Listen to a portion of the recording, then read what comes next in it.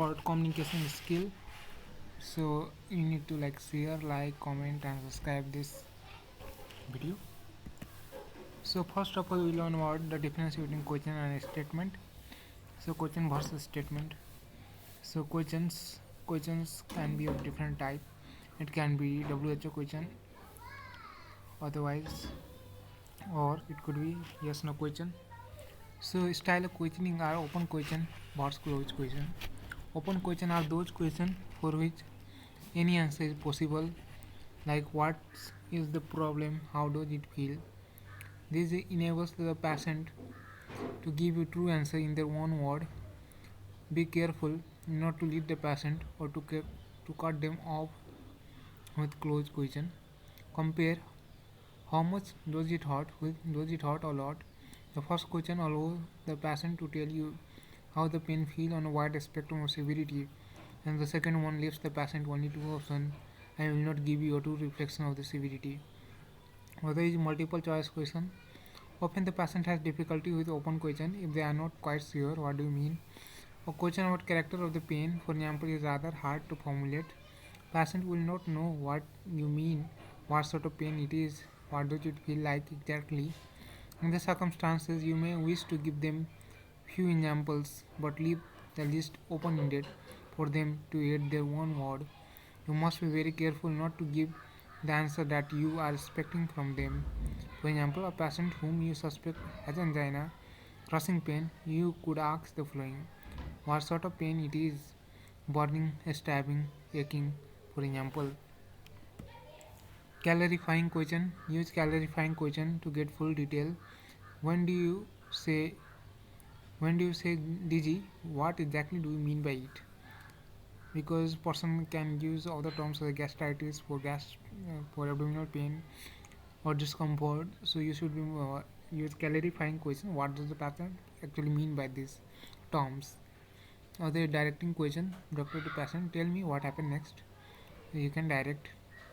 Reflective, use reflective comment to encourage the patient to continue and reassure them that you are following the story, you are following him, you are listening to them.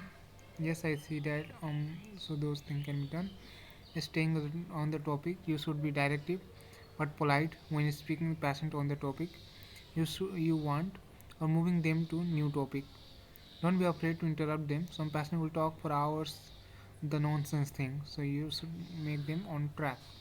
Before we move on to that, I would just like to get all the detail of the dizziness. We'll come to that in a moment. Other difficult question: recognize potentially offensive or embarrassing question. Explain why it is important to ask them question to put the patient more at ease. This may be uncomfortable question, but I need to know. Other is a statement. Use a statement more than question type. Like there are two kind of statement: cold reading statement and storytelling statement. So here is one video which you can see. एक common mistake जो mostly लोग करते हैं वो ये कि सामने वाले पर क्वेश्चंस के बाद क्वेश्चंस फायर करते जाते हैं जैसे कि वो उनका इंटरव्यू ले रहे हों। डोंट डू दैट, क्योंकि अगर आप सिर्फ क्वेश्चंस पूछोगे और अपने बारे में कुछ भी नहीं बताओगे तो ये वन साइडेड कन्वर्सेशन हो जाएगा और सामने वाला आपसे से जल्द पीछा छुड़ाना चाहेगा। इसलिए सवाल करने की जगह स्टेटमेंट्स यूज करो। मैं आपको दो तरह की बहुत काम की स्टेटमेंट टेक्निक्स बताता हूँ। फर्स्ट है कोल्ड रीड स्टेटमेंट्स। इसमें आपको करना यह है कि सामने वाले को ऑब्जर्व करके उनके बारे में बस अंदाजा लगाना है और वही उनसे कहना है। मान लो कि आप किसी से पूछना चाहते हो कि उनकी हॉबीज क्या हैं, तो सिंपल क्वेश्चन तो ये हुआ कि आपकी हॉबीज क्या हैं। इसको अगर कोल्ड रीड स्टेटमेंट बनाना है तो कहो, आप काफी इंटरेस्टिंग पर्सन नजर आते हो। मैं शर्त लगा सकता हूँ कि आपकी हॉबीज भी काफी इंटरेस्टिंग होंगी। अगर आपका अंदाजा गलत है तो वो आपको करेक्ट करेंगे कि नहीं यार, मैं कहाँ इंटरेस्टिंग हूँ, मैं तो दिन भर सोता हूँ। या फिर वो आपसे पूछेंगे कि आपको क्यों लगता है कि मैं इंटरेस्टिंग हूँ। लेकिन अगर आप सही निकले तो आपके और उनके बीच एक स्ट्रॉन्ग रैपो बन जाएगा और वो भी हैरानी से पूछेंगे कि मेरी इंटरेस्टिंग हॉबीज हैं, आपको कैसे पता। कोल्ड रीड स्टेटमेंट्स ज्योतिष भी यूज करते हैं। हाथ देखकर कहेंगे, बेटा तुम्हें जल्दी गुस्सा आता है। हाँ बाबा, आपको कैसे पता। लकीरें कह रही हैं, बेटा तुम्हारी दो गर्लफ्रेंड्स है। दो नहीं होगी तो भी आपको लगेगा कि कहाँ एक ये है और एक वो है। बाबा बस आप तो बहुत पहुंचे हो। Do not fall in this shit. ये बस कोल्ड रीड स्टेटमेंट्स हैं। इन्हें ज्योतिष, मेंटलिस्ट, साइकिक्स एंड इल्यूशनिस्ट यूज करते हैं। सामने वाले के बारे में अंदाजे लगाइए, अगर आप गलत हो तो वो आपको करेक्ट करेंगे, अगर आप सही हो तो एक बहुत अच्छा कनेक्शन बिल्ड हो जाएगा। सेकंड स्टेटमेंट टेक्निक है स्टोरी स्टेटमेंट्स। अगर आपको किसी से पूछना है कि उनको किस बात से डर लगता है, ये बहुत सिंपल क्वेश्चन हो गया, इसमें आपने कोई इन्फॉर्मेशन शेयर नहीं की, आप इस सवाल को एक स्टोरी फॉर्म में बना सकते हो। आप कह सकते हो, बचपन में मुझे अंधेरे से बहुत डर लगता था, मैं सोते टाइम खुद को ब्लैंकेट में पूरी तरह छुपा लेता था ताकि कोई भूत मुझे पकड़ ना पाए। यहाँ पर आपने एक स्टोरी सुनाई जिससे सामने वाला कई टॉपिक्स निकाल सकता है, लाइक अंधेरा, बचपन, भूत, और वो अपने एक्सपीरियंस बता सकता है। सो सिंपल क्वेश्चंस करने की जगह स्टेटमेंट्स यूज करो, इससे ज्यादा अच्छा कनेक्शन बनता है। अब आते हैं कम्युनिकेशन की।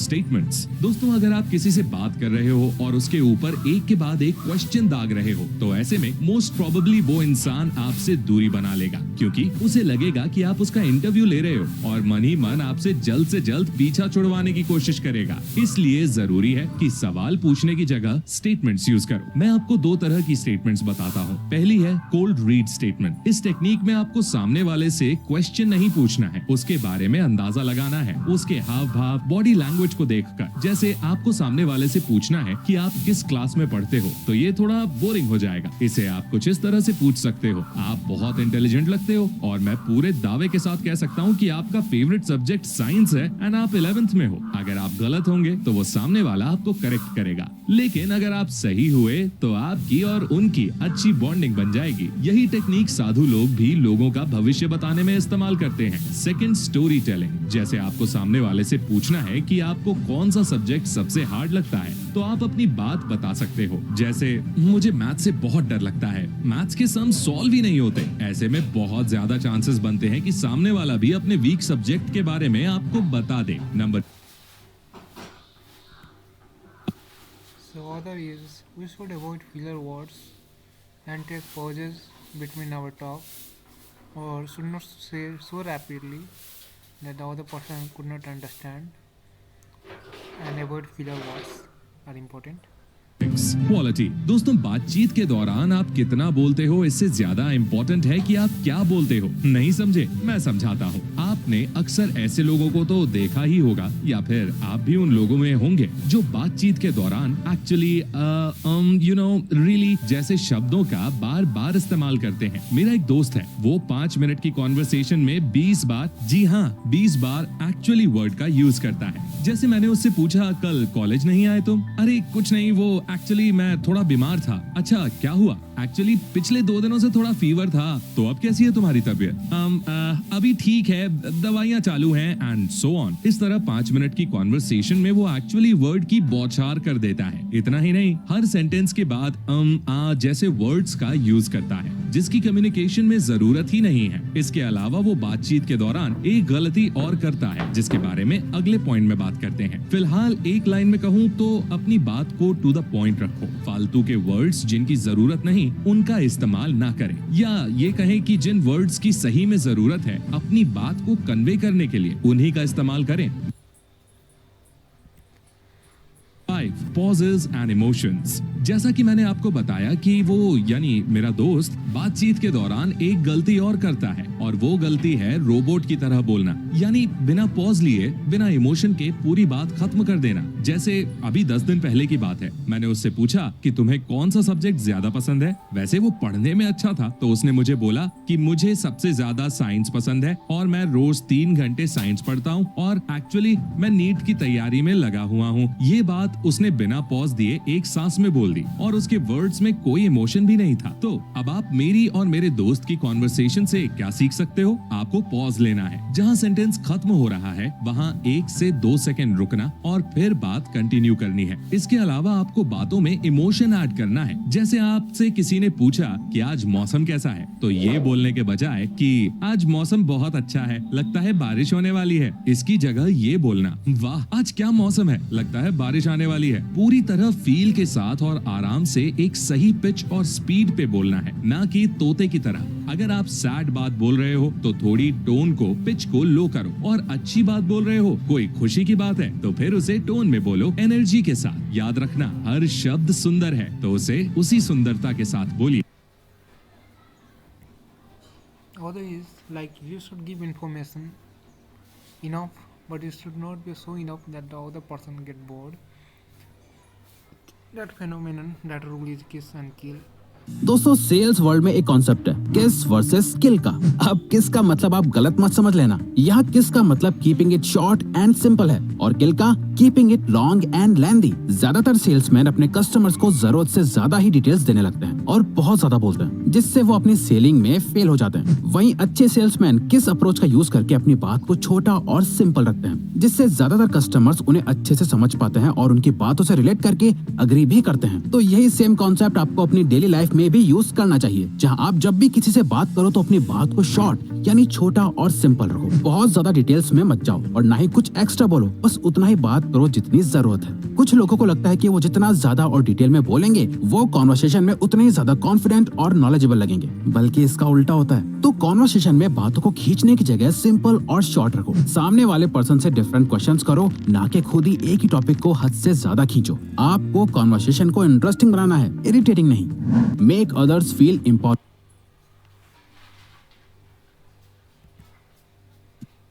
And everyone likes their name to be taken. Everyone like their name, every person. So better remember name of the person. Use name of the person if you are talking or any assigned relation surrounding of talking. So you should ask one question at a time, and it's most probably you should be communicating with one communicator, that is one-to-one communication. For the setting and timing communication, also know about or be aware of the environment in which you are communicating. About busy time, better to have privacy in any peaceful place. Or there is personal appearance. First impressions is the last impression, so obviously personal appearance matters. Other is initiation of communication or conversation. So first of all, you should have confidence, trustworthy, and a positive attitude. Then you should match the mood. Like if the person is very sad, you should not be too happy, so that you feel less. You should be like a positive person to a positive person. If they are negative, then you should be a little bit normal. Be optimistic and match the mood before you are talking. Mood. आपके साथ कभी ऐसा हुआ है कि आपका mood बहुत खराब हो, आप सैड हो और उसी टाइम कोई इंसान आके आपसे एकदम फुल एक्साइटमेंट में जोर जोर से आपसे बात करने लगे। यूजुअली आपको भी एक्साइटमेंट अच्छी लगती हो, लेकिन बस उस टाइम पे आपको उस इंसान से थोड़ी चिढ़ होने लगे। या फिर कभी इसका उल्टा हुआ हो, जब आप एकदम एक्साइटेड हो और कोई आके आपसे एकदम सैड बातें करने लगे। मोस्टली जब लोगों के साथ ऐसा होता है तो उन्हें उन अलग मूड वाले लोगों से दूर जाने दिल करता है, स्पेशली अगर उस इंसान के साथ उनका क्लोज रिलेशन ना हो, मतलब वो कोई नया इंसान हो या जिससे वो ज्यादा बात ना करते हो, कोई ऐसा इंसान हो। अब ये होता है बिकॉज ऑफ मूड मिसमैच। इसीलिए जब आप किसी से बात करना स्टार्ट करो तो आप पहले इस बात पे ध्यान दो कि सामने वाले का मूड कैसा है। अगर वो सैड या लो मूड में है तो आप डायरेक्टली एकदम ज्यादा एक्साइटमेंट में उनसे बात मत करो, बल्कि स्टार्ट में थोड़ा आराम से बात करो और फिर धीरे धीरे अपने मूड और एक्साइटमेंट लेवल को बढ़ाओ। ये चीज सामने वाले का भी मूड अच्छा कर सकती है। Number 2, always come out positive. बहुत बार मैंने देखा है कि लोग किसी से पहली बार या दूसरी बार मिलते ही उन्हें अपनी लाइफ की ट्रेजेडीज और सारी प्रॉब्लम्स बताने लगते हैं। उन्हें लगता है कि ये करके शायद वो सामने वाले से इमोशनल कनेक्शन बना रहे हैं या कुछ तो अच्छा ही कर रहे हैं, जबकि एक्चुअल में वो बहुत गलत कर रहे होते हैं। क्योंकि मोस्टली आपकी नेगेटिव बातें सुन के सामने वाले को भी नेगेटिव और खराबी फील होगा, जिसके बाद वो सबकॉन्शियसली आपको नेगेटिविटी के साथ एसोसिएट कर देंगे और फिर शायद ही उनका आपसे वापस बात करने का दिल भी करे। इसीलिए स्टार्टिंग में कुछ टाइम तक आपको किसी से भी मिलके बस पॉजिटिव बातें ही करनी चाहिए, जैसे कि एक दूसरे के goals, passion, dreams, interest etcetera की बातें या कोई भी फन बातें जो सामने वाले को अच्छा फील कराए। और आर्ग्यूमेंट्स या नेगेटिव बातें हमेशा दूर रखनी चाहिए। ये चीज आपको बहुत लाइकेबल और अट्रैक्टिव बना देगी। इससे लोगों को आप एक पॉजिटिव इंसान लगोगे जो लाइफ को एंजॉय करता है, ना कि एक नेगेटिव इंसान जो अपनी प्रॉब्लम्स में ही परेशान रहता है। नेगेटिव बातें जल्दी ना करने का एक और रीजन ये भी है कि अगर आप स्टार्ट में ही बुरी बातें बताओगे तो सामने वाला ये भी सोच सकता है कि आप अभी ही इतनी बुरी बातें बता रहे हो, तो पता नहीं आगे और कितनी बुरी बातें बताओगे जो इससे भी ज्यादा बुरी होगी। इसीलिए किसी भी रिलेशनशिप को पॉजिटिवली बिल्ड करने के लिए स्टार्ट में आप हमेशा पॉजिटिव बातें ही करो। or the body language, that is non-verbal communication, also need to be looked upon, because body language is very important part of communication. So like before going, especially interview sitting, you can knock the door asking for permission for coming in. While talking, you should maintain eye contact. Your eyes should be sticky to the person with whom you are communicating. Best position, if the person is standing, then stand. If the person is sitting, then sit, because the eye contact will be at the same level, will be straight, not oblique.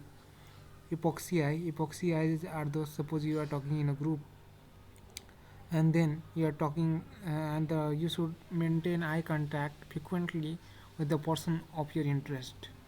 Or the floating smile, you should be little bit happy, kind of little bit smiling. Don't smile like very initially very large smile, but minimum timely smile you can give by looking at someone. Or there is avoid fidget, or the nodding can be done so that the person thinks you are listening to their voice. Or the clear custom, so that there may be custom of saying namaste, somewhere hand shaking, somewhere different, so you be clear of the custom of that place. Number 1, limit the fidget. 1960 में presidentship के लिए एक live debate हुई थी Nixon और Kennedy के बीच में। ये डिबेट देखने के बाद लोगों ने कैनेडी को अपना प्रेसिडेंट चुना था। तब बहुत से पॉलिटिकल पंडित्स ने निक्सन के हारने का एक बड़ा रीजन ये बताया था कि वो कैमरा के सामने बहुत ज्यादा फिजिट करते हुए बात कर रहे थे। वो बार बार अपनी आईब्रोज पे हाथ लगा रहे थे, जिसकी वजह से ही लोगों को सबकॉन्शियसली वो अनइन्फ्लुएंशियल और अनट्रस्टवर्दी भी लगे। क्यों? क्योंकि बॉडी लैंग्वेज एक्सपर्ट्स और बहुत से लोग एक इंसान की बॉडी लैंग्वेज को देखकर ये अंदाजा लगा लेते हैं कि वो झूठ बोल रहा है कि सच। और ये उन लोगों को समझ में आता है बात करते हुए इंसान की बॉडी मूवमेंट्स को देखकर, क्योंकि मोस्ट ऑफ द टाइम ऐसा होता है कि जब कोई इंसान झूठ बोलने लगता है तब उसकी बॉडी लैंग्वेज भी अचानक चेंज होती है और वो अलग अलग स्मॉल मूवमेंट्स करने लगता है, मतलब फिजिट करता है। जैसे कि सामने वाले से आंखें हटा के वापस उसे देखना, अपने गर्दन या फेस पे हाथ लगाना, अपने आईब्रोज को टच करना, एक्सेट्रा। ये सारे स्मॉल मूवमेंट्स हिंट देते हैं कि शायद सामने वाला झूठ बोल रहा है। अब ये हिंट्स हमेशा 100% सही नहीं होते, लेकिन हाँ, ज्यादातर टाइम ये गौर करने लायक होते ही है। वैसे ही हम सबको भी सबकॉन्शियसली उस इंसान पे ज्यादा भरोसा नहीं होता और वो इंसान ज्यादा पसंद भी नहीं आता जो फिजिट करते हुए बातें करता है, बिकॉज फिजिट करना मोस्टली नेगेटिव सिग्नल ही देता है सामने वाले को। जैसे कि कई बार इससे लोगों को लगता है कि आप उनकी बातों में इंटरेस्टेड नहीं हो, या आप थोड़े अजीब हो, अनट्रस्टवर्दी हो, एक्सेट्रा। अब ऐसा भी नहीं है कि आप लोगों से बात करते टाइम एकदम रोबोट बन जाओ जो जरा भी हिले डुले ना, लेकिन औता कहती है कि जब भी आप कोई इंपॉर्टेंट बातें कर रहे हो किसी से भी, तब वो टाइम फिजिट करना अवॉइड करो, क्योंकि नजरें इधर उधर करना, अपने फेस के पास हाथ लेके जाना, ये सब रॉन्ग सिग्नल देते हैं सामने वाले को। इसीलिए limit the fidget. The flooding smile. William B Steinhardt एक स्टॉक ब्रोकर थे। उनकी शादी को 18 साल हो गए थे, पर वो हार्डली कभी अपनी वाइफ से बातें या हंसी मजाक करते थे। वो अपनी लाइफ से ज्यादा खुश नहीं थे और उनके रिलेशन दूसरे लोगों के साथ भी अच्छे नहीं थे। वो कभी किसी से बिना रीजन बात नहीं करते थे और ना ही कोई कभी उनसे बात करने की कोशिश करता था। वो अपनी लाइफ से बहुत परेशान हो रहे थे, सो सिचुएशन को बेटर करने के लिए उन्होंने डेल कार्नेगी के एक क्लब में मेंबरशिप ली। वहां उन्हें चीजों को बेटर करने के लिए एक सिंपल सा टास्क दिया गया। टास्क ये था कि उन्हें हर घंटे में एटलीस्ट एक बार किसी भी एक इंसान को देखकर स्माइल करनी होगी। उन्होंने इसे सीरियसली लिया और फिर उसे अप्लाई करना स्टार्ट किया। नेक्स्ट डे वो हमेशा की तरह उठे, पर आज उन्होंने नाश्ता करने से पहले अपनी वाइफ को एक स्माइल दी और गुड मॉर्निंग कहा। ये देखकर वाइफ एकदम शॉक हो गई कि आज वो इतना अलग क्यों बिहेव कर रहे हैं। तब उन्होंने अपनी वाइफ को बताया कि फिक्र करने की बात नहीं है और अब से ऐसा रोज होगा। ये सुनकर वाइफ को शॉक भी लगा और बहुत अच्छा भी फील हुआ। फिर उन्होंने रास्ते पे लोगों को देखकर उन्हें भी स्माइल देना स्टार्ट किया। न्यूज़पेपर वाले को, टिकट वाले को, एलिवेटर बॉय, अपने कलीग्स को और ऑलमोस्ट सबको देखकर उन्होंने स्माइल करना स्टार्ट कर दिया। ये करते हुए उन्हें एक बात रियलाइज हुई कि अब जिन्हें भी वो स्माइल करके देखते थे वो भी उन्हें रिटर्न में स्माइल करके देखता था, जो उन्हें काफी अच्छा फील कराता था।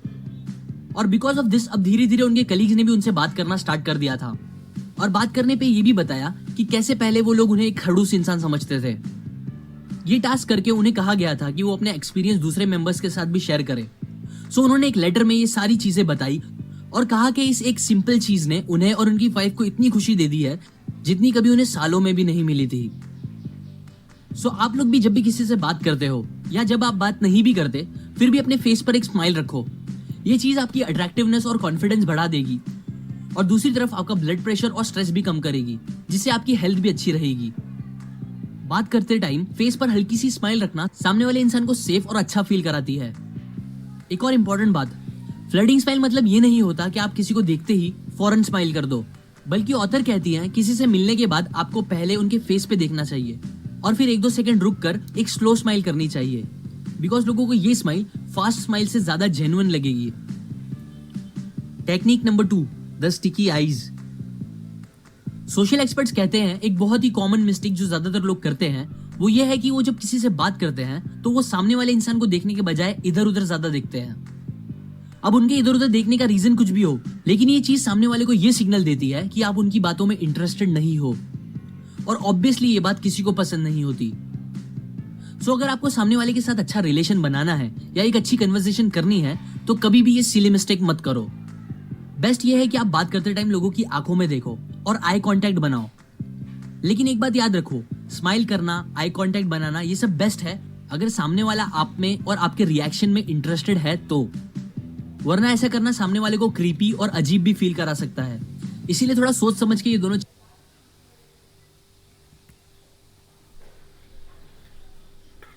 Third step is building rapport. Never the naked, city, job, and introduction. So, for building a rapport, you should introduce yourself, warm greet. Then, initiation of conversation can be done by conversation starters, like ask question that the other person can easily answer. Find a common ground. Hey, where are you from exactly? Or are you from here around? To the person who are part of group. Similarly, someone holding food or any item, hey, that looks good, what is that? No better restaurant.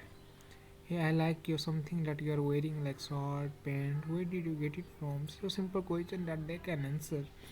What was the best part of your day? What brought you here today? Always the person has some reason for going somewhere or doing something, so you can ask that. How do you know the host? Like this is a common thing, or find the common ground where you both can talk about those common things which is common to both you and the other partner. So don't give answer in one line, especially common question like what is your job, place, job, hobby. But it doesn't mean like you have to give like write an essay like answer. Give essay like answer to them, but give short, sweet, and enough. The answer should be enough for this question. Like, tell me about yourself intro. Hey, hi, hello, namaste, namaskar, pranam with adding name or relation assigned, such as sir, madam, ma'am, uncle, auntie, brother, sister. Then I am Sundar Mahaset, or my name is Sundar Mahaset. Title: I am new communication trainer and curriculum designer. Education qualification in interviews, formal interview. Then previous organization, I worked at certain company ABC for 3 years before joining this. Outside of work, I enjoy cooking, singing, dancing. I am looking forward to working with all of you, and I am excited to be part of this team. Together we can achieve great things. So such kind of intro you can give. Technique number 15 to 17, never the naked job, city and introduction. बहुत से लोग जब पहली बार किसी से मिलते हैं या फर्स्ट टाइम किसी से बात करते हैं तो उनकी बातें कुछ ऐसे होती है। हेलो। हेलो। आपका नाम क्या है? जी मेरा नाम सुरेश, और आपका? मेरा राजेश। ओह, अच्छा नाम है। मैं असल में सॉफ्टवेयर डेवलपर हूँ। और आप? जी मैं एक इंजीनियर हूँ। ओह, गुड गुड। तो आप रहते कहाँ हो? जी मैं थाने में रहता हूँ। और आप? मैं वसई। ओह, नाइस नाइस। बस अब वापस एक ऑकवर्ड साइलेंस, और उसके बाद दोनों को ये नहीं समझ में आता कि आगे वो क्या बात करे। तब वो दोनों बस चाहते हैं कि वो कैसे भी उस सिचुएशन से बाहर निकले, और ये होने के बाद नेक्स्ट टाइम अब दोनों एक दूसरे को जितना हो सकेगा अवॉइड करेंगे, क्योंकि उन्हें फिर वो ऑकवर्ड सिचुएशन से डील नहीं करनी होगी। अगर आप चाहते हो ऐसा ना हो कभी और आपकी अच्छे से बात हो लोगों से, तो प्लीज अपने ऊपर और पूरी इंसानियत के ऊपर एक एहसान करो, और कभी भी एक लाइन में किसी के क्वेश्चन का जवाब मत दो। जो सबसे कॉमन क्वेश्चंस होते हैं, जैसे कि आप कहाँ रहते हो, आप क्या करते हो, इन क्वेश्चंस के लिए थोड़े बड़े जवाब सोचो। मतलब आप पता करो कि आप जहाँ रहते हो वहाँ के कुछ फैक्ट्स, कुछ इंटरेस्टिंग बातें जो आप लोगों को उस जगह के नाम के साथ और बता सकते हो। वैसे ही आपके प्रोफेशन से रिलेटेड कुछ इंटरेस्टिंग बातें जो आपको लगता है लोगों को या आपको खुद को बात आगे बढ़ाने में मदद करेगी, वो बोलो। और प्लीज अगेन, अगर आप चाहते हो आपकी अच्छे से बात हो सामने वाले से, तो उन्हें कभी भी बस एक लाइन का आंसर मत दो।